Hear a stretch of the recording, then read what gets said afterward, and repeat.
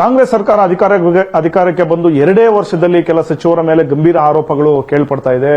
RB. Timmapur ಅವರ ಮೇಲೆ ಅಬಕಾರಿ ಇಲಾಖೆಯಲ್ಲಿ ಒಂದಷ್ಟು ಆರೋಪಗಳು ಕೇಳ್ಪಡ್ತಾ ಇತ್ತು. ಈಗ ವಸತಿ ಸಚಿವ ಜಮೀರ್ ಅಹಮದ್ ಅವರು ಅವರ ಒಂದು ಇಲಾಖೆಯಲ್ಲಿ ಬಹಳಷ್ಟು ಭ್ರಷ್ಟಾಚಾರ ನಡೀತಾ ಇದೆ ಅನ್ನೋ ಒಂದು ಆರೋಪ, ಜೊತೆಗೆ ಅವರ ರಾಜೀನಾಮೆಗೂ ಕೂಡ ಕೆಲ ಕೈ ನಾಯಕರ ಒತ್ತಾಯವನ್ನ ಮಾಡ್ತಾ ಇರ್ತಕ್ಕಂಥದ್ದು. ನಮ್ಮ ಜೊತೆ ಮಾತನಾಡೋದಕ್ಕೆ ಹಿರಿಯ ಶಾಸಕರಾಗಿರ್ತಕ್ಕಂಥ ಬೇಳೂರು ಗೋಪಾಲಕೃಷ್ಣ ಅವರಿದ್ದಾರೆ. ಸರ್, ಪ್ರಮುಖವಾಗಿ ನೀವು ಜಮೀರ್ ಅವರ ಒಂದು ರಾಜೀನಾಮೆಗೆ ಒತ್ತಾಯ ಮಾಡಿದ್ರಿ. ಸ್ವಪಕ್ಷದ ಒಬ್ಬ ಸಚಿವರ ವಿರುದ್ಧ ನೀವು ಮಾತನಾಡಿರ್ತಕ್ಕಂಥದ್ದು ಸರಿ ಅಲ್ಲ ಅಂತ ಕೆಲವು ನಾಯಕರು ಹೇಳ್ತಿದ್ದಾರೆ. ನೋಡಿ, ನಾನು ನಮ್ಮ ಪಕ್ಷದಲ್ಲಿ ಇವತ್ತು ಏನು ಬಿ.ಆರ್. ಪಾಟೀಲ್ ಅವರು ಏನು ಮೊನ್ನೆ ಒಂದು ಹೇಳಿಕೆ ಕೊಟ್ಟರು, ಸತತವಾಗಿ 2-3-4 ದಿವಸದಿಂದ ಹೇಳಿಕೆ ಕೊಡ್ತಿದ್ರು. ಸ್ವಪಕ್ಷವರೇ ಈ ತರ ಹೇಳಿಕೆ ಕೊಟ್ಟಂತ ಸಂದರ್ಭದಲ್ಲಿ ಏನಾದರೂ ಆ ತರ ಇದ್ರೆ, ಜಮೀರ್ ಅವರು ಒಳ್ಳೆ ಕೆಲಸನೇ ಮಾಡಿದ, ಅವ್ರ ಬಗ್ಗೆ ಏನು ಅಪಾದನೆನೇ ಬಂದಿದೆ ಅಷ್ಟೇ, ಇದು ಏನು ಅವರು ಇದಾಗಿಲ್ಲ. ಅವ್ರ ಮೇಲೆ ಅಪಾದನೆ ಮಾಡಿದಾರೆ ಬಿಟ್ರೆ ಅವ್ರು ಅಪರಾಧಿ ಆಗಿರಲಿಲ್ಲ. ಆದ್ರೂ ಸಹ ನಾವು ಸ್ವಾಭಾವಿಕವಾಗಿ ರಾಜೀನಾಮೆ ಕೊಟ್ಟು ಮತ್ತೆ ಇದು ಮಾಡಿ ಮತ್ತೆ ಮಂತ್ರಿ ಆಗಕ್ಕೆ ಅವಕಾಶ ಇದೆ, ಆಗ್ಲಿ ಪಕ್ಷಕ್ಕೆ ಬಜಿಗಾರ ಆಗಬಾರ್ದು ಅಂತ ಹೇಳಿದ್ ಬಿಟ್ರೆ ಉದ್ದೇಶಪೂರ್ವಕವಾಗಿ ಏನು ಹೇಳಿಲ್ಲ. ನಿನ್ನೆ ಅವ್ರು ಹೇಳಿದ್ದಾರೆ, ನಾನು ಆತರ ಏನಿದ್ರೆ ಹಂಗೇನೋ ಇದ್ರೆ ನಾನೇ ರಾಜೀನಾಮೆ ಕೊಡ್ತೀನಿ ಅಂತಲೂ ಸಹ ಮಂತ್ರಿಗಳೇ ಸ್ವತಃ ಹೇಳಿದ್ದಾರೆ. ನಮ್ಮ ಸ್ನೇಹಿತರು, ಅದರಲ್ಲಿ 2 ಮಾತಿಲ್ಲ.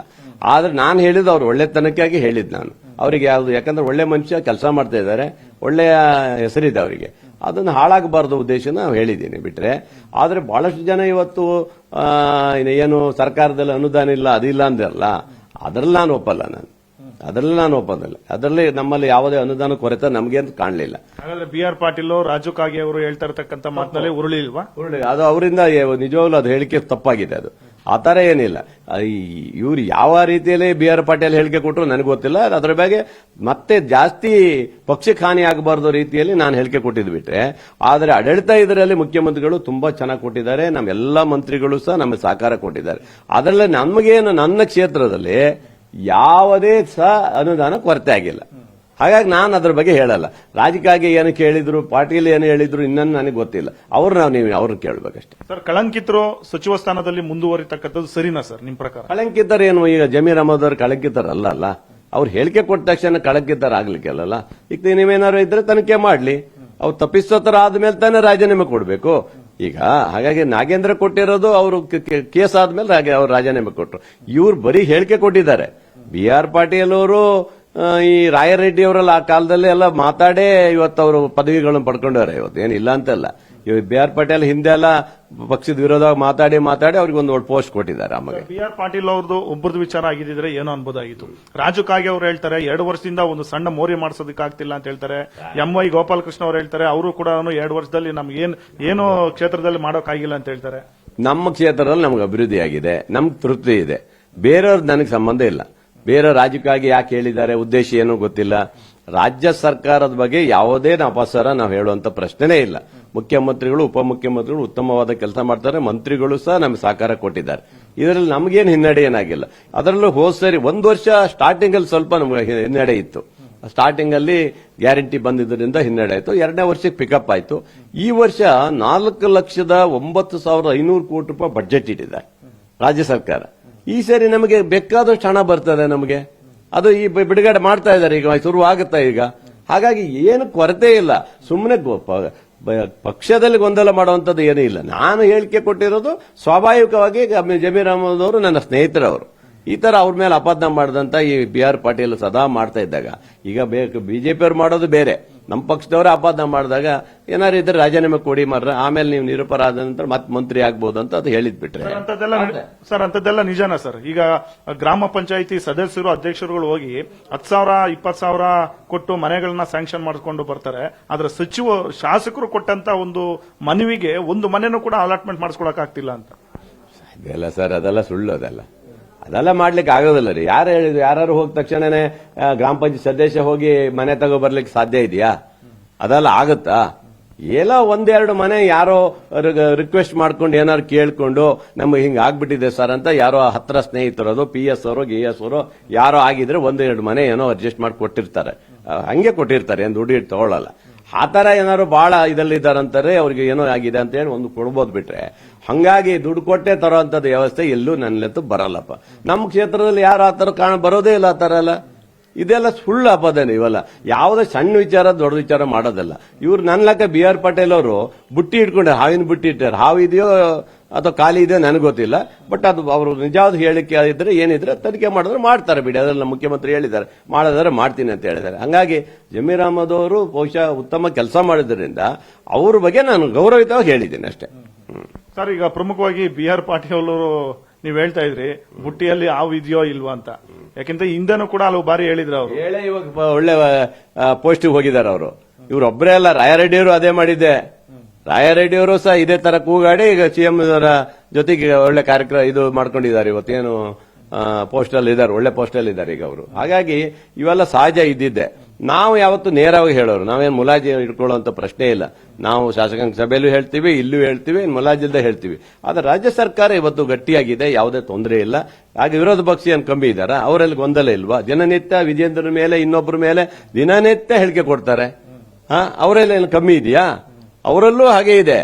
ಆದ್ರೆ ನಮ್ಮ ಪಕ್ಷದಲ್ಲಿ ಯಾರೋ ಒಬ್ರಿಬ್ರು ಹೇಳಿದ ತಕ್ಷಣ ಇಡೀ ಸರ್ಕಾರ ಅಭದ್ರ ಆಗಿದೆ ಅನ್ನೋ ಹೇಳೋದು ಶುದ್ಧ ಸುಳ್ಳು. ಹಾಗಾದ್ರೆ ಕೆಲವರು ತಮ್ಮ ಕಾಳು ಬೇಯಿಸ್ಕೊಳ್ಳೋದಕ್ಕೋಸ್ಕರ ಸುಮ್ಮನೆ ಬುಟ್ಟಿಯಲ್ಲಿ ಆವಿದೆ ಅಂತ ಸುಳ್ಳು ಹೇಳ್ಕೊಂಡು ಯಾಮರಿಸಿದ್ದಾರೆ. ಹೇಳಿದ್ರೆ ಈಗ ನೋಡಿ, ಬಿ ಆರ್ ಪಾಟೀಲ್ ಅವತ್ತೆಲ್ಲ ಕೂಗಾಡ್ತಾ ಇದ್ರು, ಅವ್ರಿಗೊಂದು ಒಳ್ಳೆ ಸ್ಥಾನಮಾನ ಕೊಟ್ರು. ರಾಯರೆಡ್ಡಿಯವರು ಹಿಂಗೆ ಕೂಗಾಡ್ತಿದ್ರು, ಅವ್ರಿಗೊಂದು ಒಳ್ಳೆ ಸ್ಥಾನಮಾನ ಕೊಟ್ರು. ಹಂಗೆ ಈ ಬಿ ಆರ್ ಪಾಟೀಲ್ ಇರೋ ಸ್ಥಾನಮಾನ ಸಾಕಾಗಿಲ್ಲ ಏನೋ, ಮತ್ತೊಂದು ಸ್ಥಾನ ಏನೋ ದೊಡ್ಡದು ಬೇಕೇನೋ, ಅದಕ್ಕೆ ಕೂಗಾಡಿರ್ಬೋದು, ಹೇಳಿರ್ಬೋದು ಅನ್ಸ್ತತಿ. ಈಗ ಎಲ್ಲ ಒಂದ್ ಕಡೆ ತಮಗೇನಾದ್ರೂ ಹೈಕಮಾಂಡ್ ಏನಾದ್ರೂ ಕಡೆಕ್ ಸಂದೇಶ ಬಂತ, ಅದಕ್ಕೇನಾದ್ರೂ ತಾವು ಈ ತರ ಕೂಲ್ ಆಗಿದ್ದೀರಾ? ಹೇಗೆ? ನಾನು ಯಾವತ್ತು ನೇರ ಹೈಕಮಾಂಡ್ ಹೇಳಿ ಯಾರೇ ಹೇಳಿದ್ರು ನಾವು ನೇರಾಗಿ ಹೇಳಿದ್ದು. ನಾ ಹೇಳಿದೆ ಅನ್ನೋದು ತಪ್ಪಿದ್ಯಾ?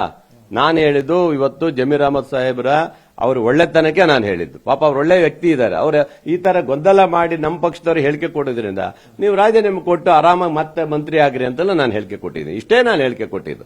ಈಗ ಅದೇ ಆ ತರ ಅವ್ರು ಹೇಳಿದ್ದಾರೆ, ಹಂಗೇನಾದ್ರು ತಪ್ಪಿಸ್ತಾರೆ ನಾನು ರಾಜೀನಾಮೆ ಕೊಡ್ತೀನಿ, ನನಗೇನು ಅಂತ ಇದಿಲ್ಲ ಅಂತಲೂ ಅವ್ರು ಪಾಪ ಹೇಳಿಕೆ ಕೊಟ್ಟಿದ್ದಾರೆ.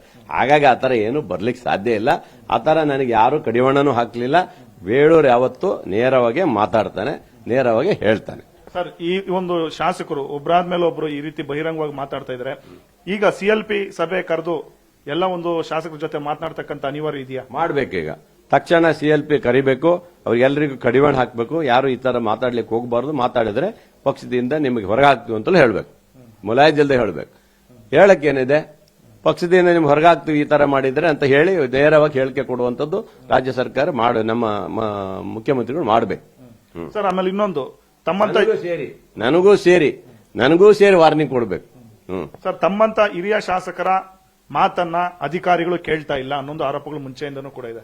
ರಾಜು ಕಾಗೆ ಅವರು ಕೂಡ ಅದನ್ನೇ ಹೇಳ್ತಾ ಇರ್ತಕ್ಕಂಥದ್ದು. ರಾಜೇಂದ್ರ ಸಿಂಗ್ ಕಡಾರಿಯ ವಿರುದ್ಧ ಇದುವರೆಗೂ ಒಂದು ಕ್ರಮ ಆಗಿಲ್ಲ.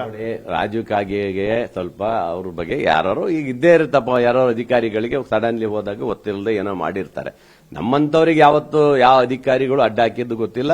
ನಾವು ಅಧಿಕಾರಿಗಳು ಹೋಗ ಕೇಳಕ್ ಹೋಗೋದು ಇಲ್ಲ. ನಾವು ಆತರ ನಮಗೆಲ್ಲೂ ಬಂದಿಲ್ಲ. ಆತರ ನಾವು ಸೀನಿಯರ್ ಇರೋದ್ರಿಂದ 3 ಸರಿ MLA ಆಗಿದ್ರಿಂದ ನಮ್ಮ ಬಗ್ಗೆ ಅಧಿಕಾರಿಗಳಿಗೆ ಗೊತ್ತಿದೆ. ಆತರ ಎಲ್ಲೂ ನಮ್ಗೆ ಕಾಣಲಿಲ್ಲಪ್ಪ. ಅಧಿಕಾರಿಗಳು ಒಳ್ಳೆಯವರೇ ಇದ್ದಾರೆ. ಯಾರು ಏನು ತಪ್ಪು ಮಾಡಿದ್ದಾರೆ? ಯಾರು ಆತರ ಏನು ಹೇಳಲ್ಲಪ್ಪ. ಆತರ ಏನಾರು ಇದ್ರೆ ಇಲ್ಲ ಸರ್ ಮಾಡ್ಕೊಡ್ತೀವಿ, ಈಗಾಗಲ್ಲ ನೆಕ್ಸ್ಟ್ ನೋಡೋಣ ಹೇಳೋದ್ ಬಿಟ್ರೆ ಏನ್ ಹೇಳ್ತದೆ? ಫೈನಾನ್ಸ್ ಡಿಪಾರ್ಟ್ಮೆಂಟ್ ಅವ್ರು ಮಾತ್ರ ಖಂಡಿತ ಹೇಳ್ತಾರೆ. ಅದ್ ಮೇಲ್ಗಡೆ ನೀವು ಆದೇಶ ತರ್ರಪ್ಪ, ನಾ ಖಂಡಿತ ಮಾಡ್ಕೊಡ್ತೀನಿ, ಅದ್ ಬಿಟ್ರೆ ಮತ್ತೇನ್ ಹೇಳ್ತಾರೆ? ಅಷ್ಟೇ ಸರ್. ಆಮೇಲೆ ಪ್ರಮುಖವಾಗಿ ಈಗ ಸಚಿವ ಸ್ಥಾನ ಪುನರ್ರಚನೆ ಆಗಬೇಕು ಅನ್ನೋ ಒಂದು ಡಿಮ್ಯಾಂಡ್ ಕೂಡ ನೀವು ಮಾಡ್ತಾ ಇದ್ರಿ. ನೀವು ಕೂಡ ಒಬ್ಬ ಪ್ರಬಲ ಆಕಾಂಕ್ಷಿ. ಯಾಕೆ ಇಷ್ಟೊಂದು ತಡ ಆಗ್ತಾ ಇರ್ತಕ್ಕಂಥದ್ದು? ಅದು ರಾಜ್ಯ ನಾಯಕರು, ರಾಷ್ಟ್ರೀಯ ನಾಯಕರು ತೀರ್ಮಾನ ಮಾಡಬೇಕು, ನಾವಲ್ಲ. ಮಾಡ್ಲಿ, ಯಾವಾಗಾದ್ರೂ ಮಾಡ್ಲಿ, ಅದು ಅವ್ರು ಇಷ್ಟ ಬಂದಾಗ ಮಾಡ್ಲಿ. ಹಾಗಂತ ಒತ್ತಾಯ ನಾವು ಹಾಕಲ್ಲ. ನಾವೇನ್ ಸನ್ಯಾಸಿಗಳಲ್ಲ, ಕೇಳ್ತೀವಿ ಕೊಡ್ರಿ ಅಂತ ಕೇಳ್ತೀವಿ ಬಿಟ್ರೆ ಒತ್ತಾಯ ಏನ್ ಹಾಕೋದಿಲ್ಲ. ಮತ್ತೆ ಅದ್ರ ಬಗ್ಗೆ ಅಪಸರನೂ ಮಾಡಲ್ಲ ನಾವು. ಅದಕ್ಕೆಲ್ಲ ನಾವು ಅಪಸರ ಮಾಡೋದೇ ಇಲ್ಲ. ನಾವು ರಾಜ್ಯ ಸರ್ಕಾರ ಗಟ್ಟಿಗಿರಬೇಕು, ಒಳ್ಳೆತನ ಆಗ್ಬೇಕು ಅಂತ ನಮ್ಮ ಉದ್ದೇಶ ಬಿಟ್ರೆ ನಮಗೆ ಬೇರೆ ಉದ್ದೇಶ ನಮಗಿಲ್ಲೇ ಇಲ್ಲ. ನಮ್ಮ ಸರ್ಕಾರಕ್ಕೆ ಯಾವುದೇ ತೊಂದರೆ ಆಗಬಾರ್ದು ಉದ್ದೇಶಕ್ಕೆ ನಾವು ಇರ್ತೀವಿ ಬಿಟ್ರೆ ಈ ತರ ನಾವು ಬೇರೆ ಇದಕ್ಕೆಲ್ಲ ನಾವು ಹೇಳಕ್ ಹೋಗೋದಿಲ್ಲ. ಮಂತ್ರಿ ಸ್ಥಾನ ಕುಡಿ ಅಂತಲೂ ಆಟನೂ ಹಿಡಿಯೋದಿಲ್ಲ. ತುಂಬಾ ಜನ ಅರ್ಹರಿದ್ದಾರೆ. ಇನ್ನು ಎಷ್ಟು ದಿನ ನೀವು ವೆಯ್ಟ್ ಮಾಡ್ತೀರಂತ? ಆ ತರ ಏನಿಲ್ಲ.